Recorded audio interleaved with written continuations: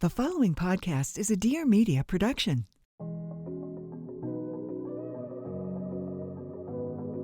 Hi, and welcome back to the Real Stuff podcast and to our spin-off series called Don't Hang Up, where I pick up my phone and I call people in my real life, put them on the spot, and urge them, please don't hang up while I ask them deeply personal questions. Today, we're going to call my brother, Rob, and I want to talk to him a little bit about parenthood. As you maybe know, he is a new dad. His daughter, Dylan, was born 1 month before my daughter, Coco. So now he's joined me in this parenting world. However, I did have Milo for almost 3 years before he had his first kid. And I feel like we were in very different places of life for a really long time because I was a parent and he wasn't yet. I really want to talk to him about how he's felt entering into parenthood, how he feels my relationship with him has changed since becoming a dad.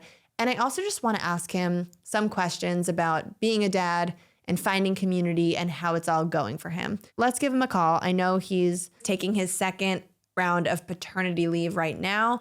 And so he's home with his baby. And I think she just went down for a nap. So let's call him. Hello. Hey, bro, it's me. Hello. I wanted to call you to chat a little bit about fatherhood, and you're live on the podcast. Fatherhood, a loaded topic. A loaded topic. But before we get into you being a father, I have been thinking recently that ever since you had a baby, I feel like we got closer. What do you think? I'd have to agree with that. I mean, not that we were not close beforehand, but I just feel like when you go through something like that, especially because you had Coco around the same time and you're kind of in the trenches of new parenthood together, and you add on the fact that you have all this knowledge from Milo, I just feel like there was, first of all, just like the more logistical and informational side of things where like we just wanted to be constantly talking to you.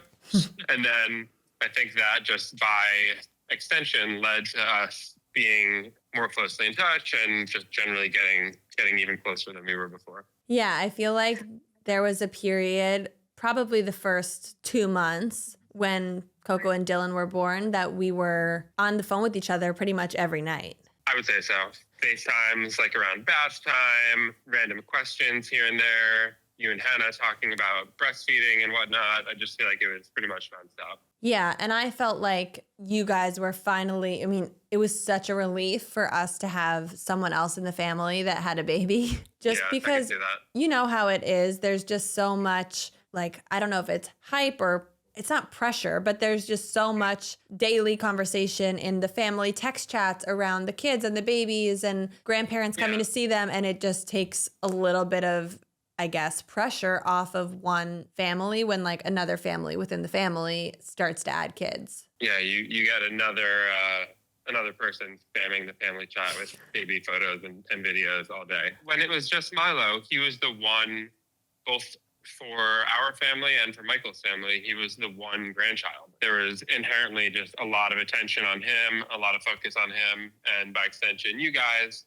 And I could see that being, I'm sure there's a lot of positives to that as well, but I could see that being a little overwhelming or overbearing at times. So I'm sure it's nice to have there be more of a little crew forming now. And nice to have cousins, obviously, for the kids. I feel like we talked about this a little bit in the episode with you and Allie on the podcast, but was there any element of it being strange for you to have a younger sibling that was like moving at a faster pace in life? I wouldn't say strange necessarily. It's kind of something that you can't really help but acknowledge in the sense that you're a couple years younger and you got married first and you had a kid first. It's not necessarily a negative thing, but it's a thing, I guess. And I could see that being a source of insecurity or negativity for someone else in a different situation. It never bothered me. Maybe in the very, very lightest way, there's some kind of like subconscious insecurity or something, but nothing major and nothing that ever really manifested in any way. But I guess now that we are where we are, anything that might have been there is gone anyway. My favorite kind of movie is a love story that just takes your breath away And not because it's a perfect story, but because the love is impossible. Imagine finding the person that you were meant to be with in the very place that is designed to destroy you. Imagine choosing love when everything around you is filled with hate. Everything is designed to strip away hope. That's not just romance, that's survival. That's destiny. And that's exactly what you feel watching Bao, Artist at War. This film opens on September 26th. Visit baomovie.com, B-A-U movie.com to see the trailers. This movie will stay with you long after you watch it. Yes, it's a Holocaust story, and at its heart, it's really about love, the kind of love that keeps you alive. Josef Bao wasn't just a prisoner in a Nazi concentration camp, but he was an artist, a dreamer, and a man who risked everything, not only to help other people escape, but also to keep love alive. And then there's Rebecca, whose courage matched Josef's, and together, their story is proof that even in humanity's darkest hour, love can light the way. By the end of the film, you will be in tears, and not just from the sadness, but from the sheer beauty on screen of their love. Bao, Artist at War was directed by the incredible Sean McNamara, and it opens only in theaters for a very limited run beginning September 26th. Visit baomovie.com, that's B-A-U movie.com, to watch the trailer, learn about Josef and Rebecca's real-life journey, and to find showtimes near you. This isn't just a film, it's a total reminder that love is not fragile. Love is fierce. Love can outlast even the darkest days. And Josef and Rebecca's story proves that. You know, someone wrote to me recently saying their husband's brother had a baby right around the same time as them. And so they have these cousins that are like twin cousins that are very close in age. Now, those are the only two grandkids in the family. And so they're constantly sharing in the chat what one kid did, and this one is starting to get teeth and this one's starting to crawl. And she was saying that she feels like between her and her husband's brother's wife, there's like this weird competition going on of sharing what milestones the kids are reaching. And obviously they're not necessarily sharing it to be competing with the other baby, but like the other baby's the exact same age, and it's coming across as, oh, look how advanced my kid is. And I mean, I'm speaking for myself. I don't feel literally any of that. I mean, maybe it's a little easier for me because I'm on the side of having the younger baby. So your daughter, Dylan, is starting to walk. Like she's going to walk any day, and Coco's not close to walking. And it's easy for me to justify, oh, she's a month younger, she'll get there. But if Coco was walking like a week before Dylan, do you feel like you would feel any of that? I've been thinking about this, and I think it's something that you cannot really avoid when you have a kid in general. You know, like especially, and it's not just you. Like I have coworkers who have had babies in the past 6 to 12 months, and I have a lot of other friends, and I'm in a group chat with my high school friends, a subset of my high school friends who are dads, and you know, people share things, and I feel like it's always kind of in the back of your mind. I mean, I guess it depends on what type of person you are, right? Maybe some people genuinely just like want to show off, and they want other people to see how advanced their kid is or how talented their kid is, and they kind of like are treating it competitively. Whereas other people, like, they're just proud of their kid and they're happy and they're excited to be going through this journey of parenthood, and they want to share it with people around them, and they're not doing it to be competitive or anything. But I feel like sometimes it just might kind of inadvertently come across that way, or even if it doesn't, in the back of your mind or in the back of the receiving person's mind, there's kind of that subconscious thing, like, ooh, is my baby behind? Is my baby ahead? You know, so I just feel like in general, it's a thought that you can't really fully avoid. That being said, I mean, if anything, I do feel like Dylan, you know, she's walking or starting to walk on the earlier side, and just generally like was crawling earlier and has hit a few other milestones a little bit on the earlier side, you know, not to brag or anything. She's a genius and is extremely advanced, and it's probably going to be, you know, writing novels shortly.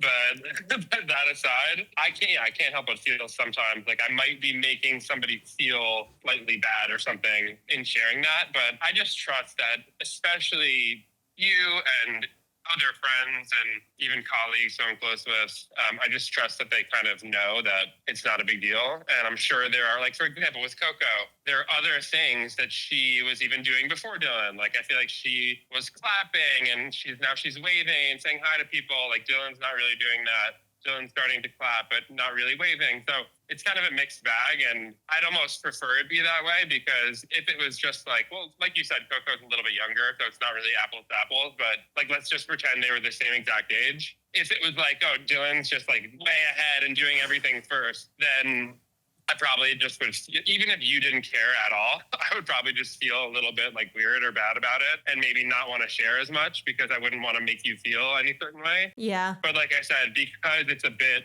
of a mixed bag, and because Coco's a little younger, and because you're my sister, and I just know that Coco and any other babies that make them in the future, regardless of how early they take their first steps or clap or wave or say their first word, like they're all going to land in the same place. And you know that, and I know that, and most people know that. So I guess in conclusion to this little rant, I would say it's probably something that's on people's minds, but most logical, rational people like dismiss and don't really care that much about. Yeah, I would agree with that. And you're right. It's not just, I mean, obviously in the case of the person who wrote to me, it was family related and the kids were cousins, but this even happens in daily life. Like if you take your kid to a music class or if you have a play date with someone, it's kind of impossible to not look at what other kids are doing and then stack your kid up against them. And yeah, totally. I think that is sometimes made worse by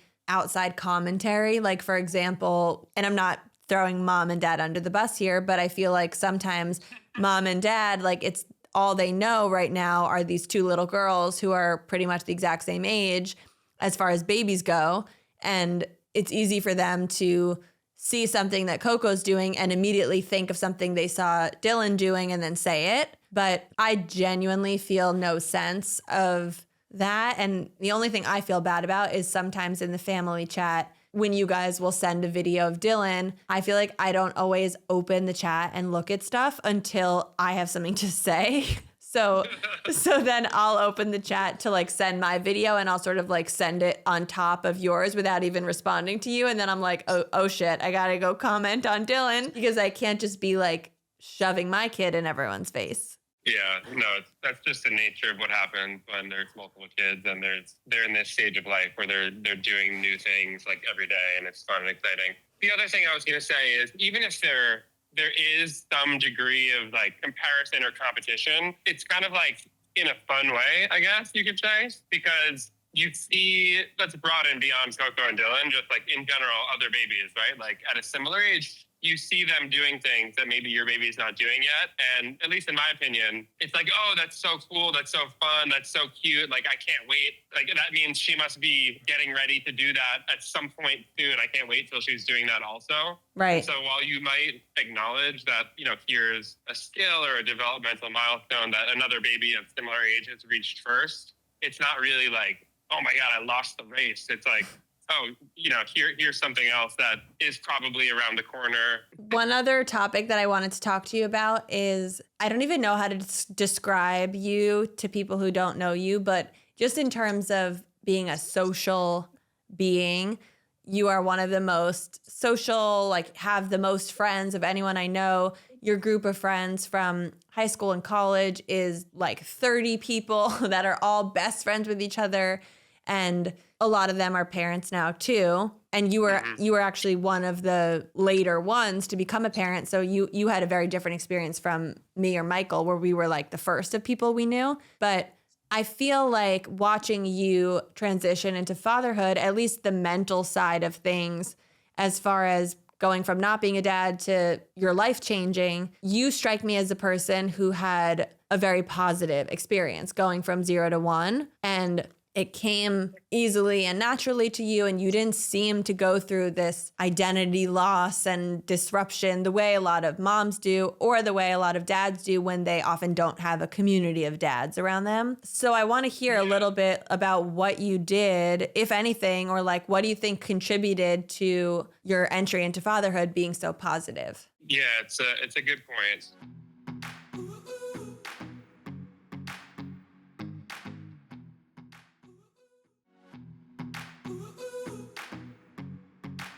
First of all, I'm probably right in the middle in terms of my group of friends. Maybe like if I look at my college friends, some of them had kids on the earlier side, and maybe I'm more toward the back of that group.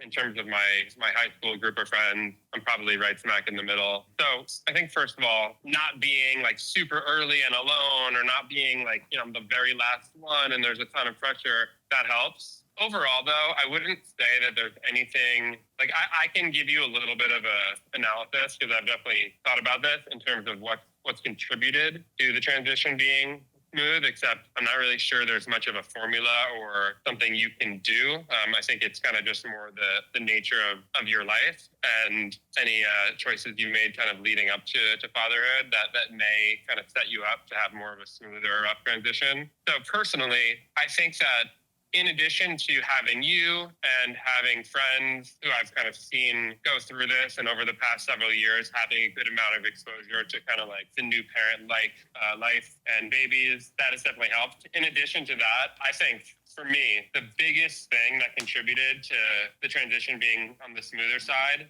is having dogs before having a baby. And it's funny because I've seen both sides, both opinions represented. I've seen people who kind of are saying what I'm saying, which is that having a pet in terms of the responsibility for caring for another living thing before having a child is a positive thing, and it kind of is a stepping stone in a sense. And I've seen other people who say that it's a negative thing, and then when you have the kid, you like don't have time to take care of the dog, and it's really stressful. I certainly have not had that experience, so I'm going to continue to speak to the positive side of it. I'm just acknowledging that I guess not everyone necessarily would have this experience, but I gave up long ago the life of just like, I have myself and only myself to worry about, and I can do anything I want at any moment. I could go out for breakfast in the city and wind up staying there the entire day, and stay out late at night and not come home until the next day. Like, maybe when I was 20, 22 or 23 or whatever, I could have done that, but it's been a long time where I've had other responsibilities in terms of having something in my care to take care of.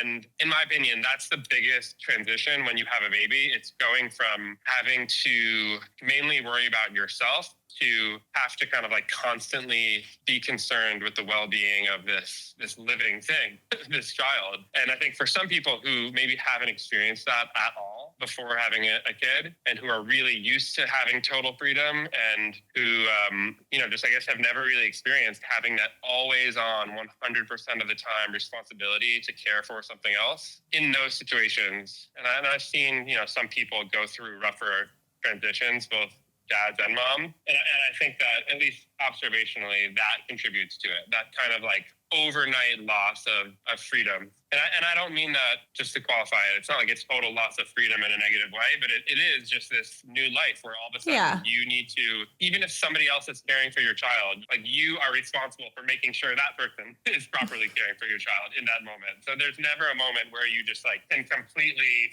not worry about anything.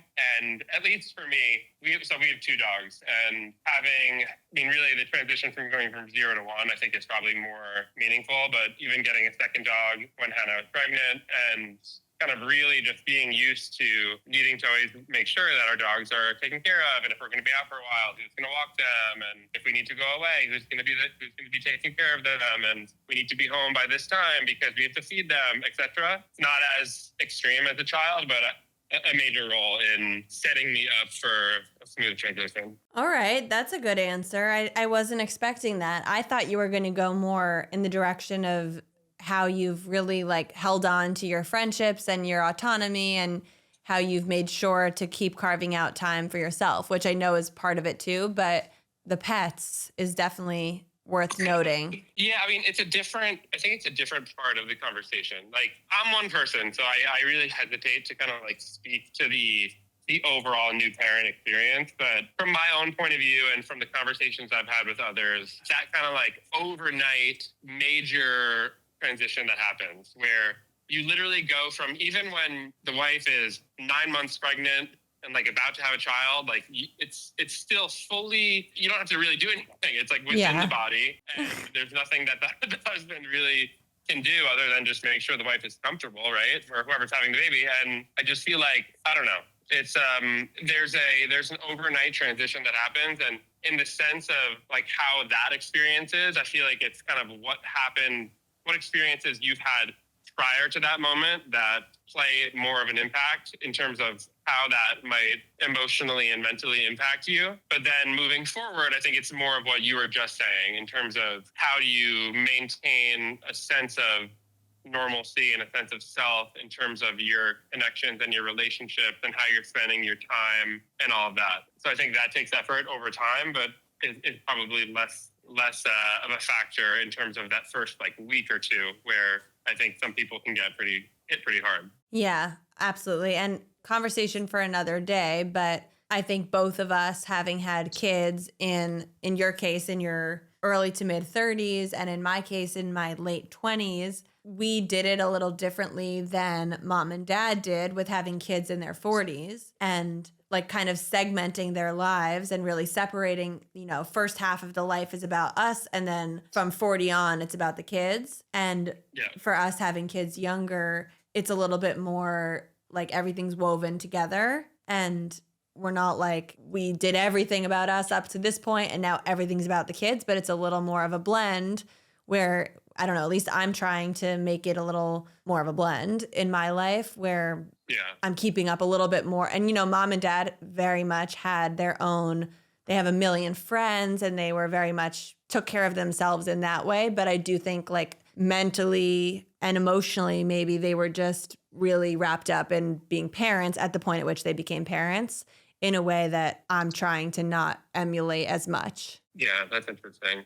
Maybe another conversation. Yeah, I was going to say, I'm sure we could unpack that further, but my short response is that resonates and I think makes sense. I honestly haven't really thought of it that way in terms of their experience being more segmented, kind of like A than B, and ours being a little bit more blended, so to speak. I think I feel aspects of both. I do feel segmentation, but I also still feel connected to my friends, and I'm trying to do more stuff like go out and get dinners or go to see a concert, and we're trying to work in a babysitter into our routine now that she is like a little bit older and I feel like is getting more comfortable with other people and stuff like that. And so maybe we can even integrate more of that. I do think just by nature of your personality and like who you were before having kids, I think it makes more sense that you were more, that was then and this is now, because I think you're a little bit more of like a party boy and